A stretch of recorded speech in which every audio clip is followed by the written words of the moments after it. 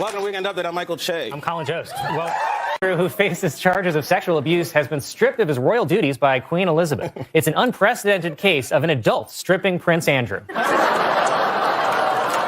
The New York real estate heir who murdered his friend and dismembered his neighbor has died in prison. Durst will be remembered as New York's fourth worst real estate heir. A man in Virginia is being called the greatest Uber driver ever after he and his teenage passenger got stuck in a snowstorm and he got a hotel room so she would be safe. Coincidentally, the worst Uber driver ever also brought his teenage passenger to a hotel room.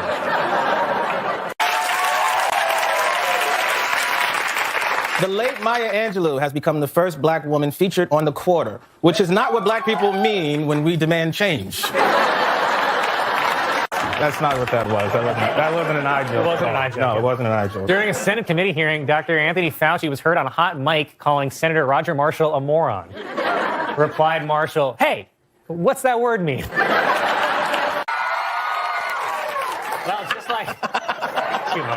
Well, just like everybody else, President Biden's New Year's resolutions fell apart in the third week of January. The Supreme Court struck down his vaccine mandate, the voting rights bill got blocked, and his approval rating is so low, it's gone into power save mode. But I will point out there was another president who had a disastrous start to his first term, yet he became an inspiration to generations of Republicans even to this day. I'm talking, of course, about Jefferson. The Supreme Court heard a case this week over whether a conservative evangelical woman can refuse to design a website for a same-sex marriage. But, honey, I don't know any gay couple who's going to hire a designer with those highlights.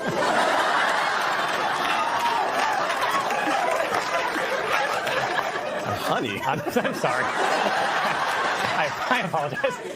During Okay. Chris Christie's niece was arrested on a Spirit Airlines flight to Newark after she accused a Latino family of smuggling cocaine, then injured multiple officers by biting them and kicking them in the groin. She has been sentenced to life in the New Jersey Hall of Fame. France announced that it will start providing free condoms for people between the ages of 18 and 25. Cool. Now do deodorant. A mattress review site is paying people to test the theory that eating cheese before bed will give a person nightmares. But if you're in bed eating cheese till you pass out, your life is already a nightmare. No, I'm good. The Dow Zoo has been dealing with the disappearance of several animals, including a leopard, monkeys, and a vulture. In an unrelated story, check out my amazing coat. Yeah, thank you. That election was rigged. Google announced that it is cutting 12,000 jobs, while Yahoo announced that it is now run by a family of raccoons. Facebook announced that it will reinstate former President Donald Trump's account, but this time they'll put guardrails in place to keep him under control, which I think is the same thing they said every time they tried to reopen Jurassic Park. Also, what even are guardrails on Facebook, and can they apply to my uncle? Because he's posted some very disturbing fan fiction about the green M&M. In the wake of the Clinton Davis, President of the Confederacy, and there are still statues of him in 10 different states, which, come to think of it, probably explains why the voting rights stuff isn't working out. The bottom line is, I think Biden just needs more time. He might be more of an acquired taste. Unfortunately, most Americans recently lost their sense of taste. Taco Bell, well, this is a terrible transition.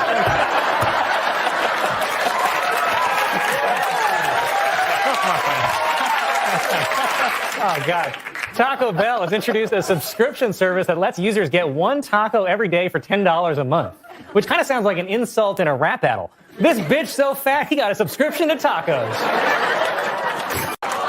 You have me at royal duties. Domino's is reducing the number of chicken wings included in their meals, and I really wish I'd known that before I had my delivery guy fired for stealing. That wasn't an eye joke. That's just Delta Airlines said that this winter's COVID surge cost them more than $400 million in canceled flights after 8,000 employees caught coronavirus, which would never happen to Spirit Airlines employees because when you fly Spirit, they keep the windows open.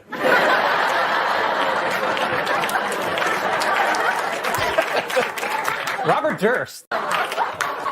Fun fact. Republicans are being criticized for blocking the voting rights bill, but of course Republicans don't want voting rights because if voting was fair, they'd lose. It's the same reason I keep my basketball hoop lowered to 8 feet. Because with the help of a small ladder, I can dunk. But if there's any silver lining to voter suppression, it's that we'll never have to hear Republicans try to appeal to black voters. Because no one wants to hear Ted.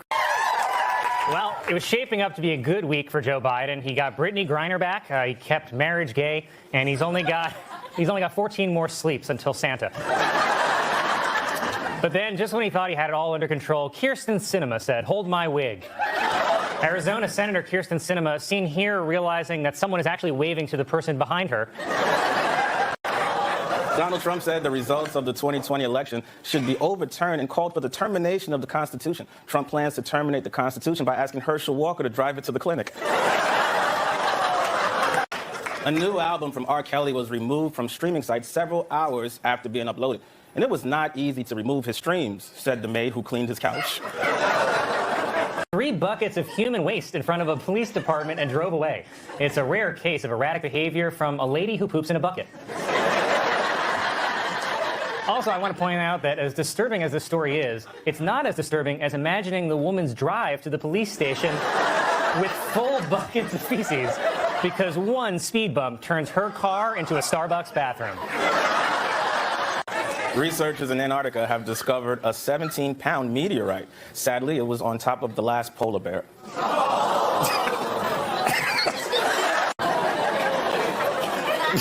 Disney World is closing Splash Mountain to turn it into Tiana's Bayou Adventure after complaints that its Song of the South theme was racist. Okay, but where's the outrage about Disney forcing a mentally challenged dwarf to mine blood diamonds?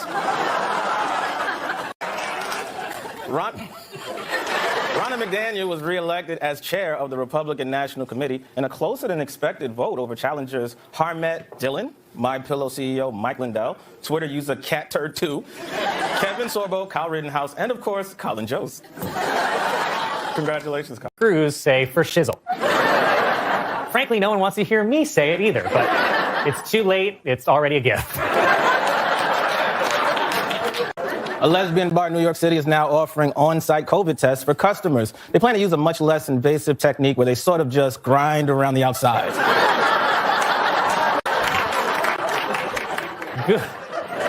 Google is claiming that Apple's practice of using blue bubbles in their iMessage app to highlight other Apple users leads to peer pressure and bullying of Android users. While Apple says Android users could easily solve the problem by not being so dumb and poor. Prince Andrew. Pope Francis said this week that getting vaccinated against COVID is a moral obligation, especially since priests work so closely with kids. President Biden gave a speech in Atlanta where he called on the Senate to pass 2 voting rights bills, saying, "I am tired of being quiet." And to prove it, he took a 20-minute standing nap. Minority Leader Mitch McConnell, seen here losing the battle with his breakfast burrito, criticized President Biden's speech on voting rights, calling it beneath his office. Coincidentally, beneath his office is also where McConnell buries the homeless men he hunts for sport. Raphael Warnock defeated Herschel Walker in Georgia's Senate runoff race. You know, but I don't think this is the last you'll hear from Herschel Walker. I mean, unless he's your biological father.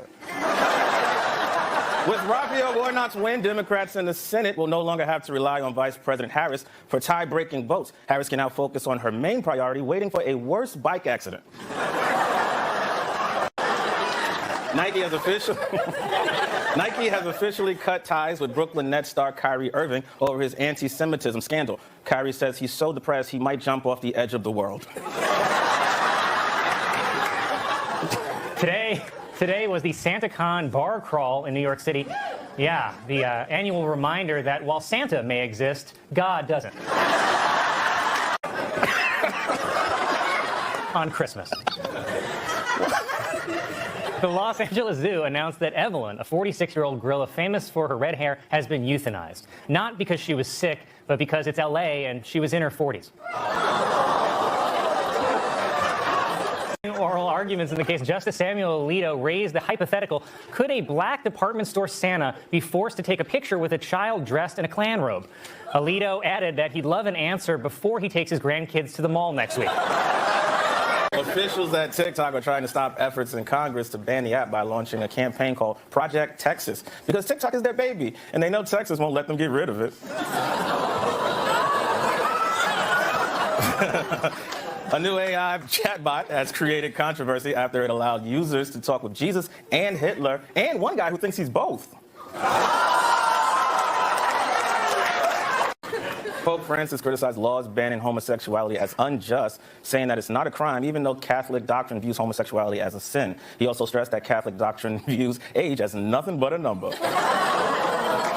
Classified document scandal, representatives for Bill Clinton, George W. Bush, and Barack Obama issued statements saying they all turned over all classified records before leaving office, while Jimmy Carter issued a statement saying, "Come and get 'em, you bastards."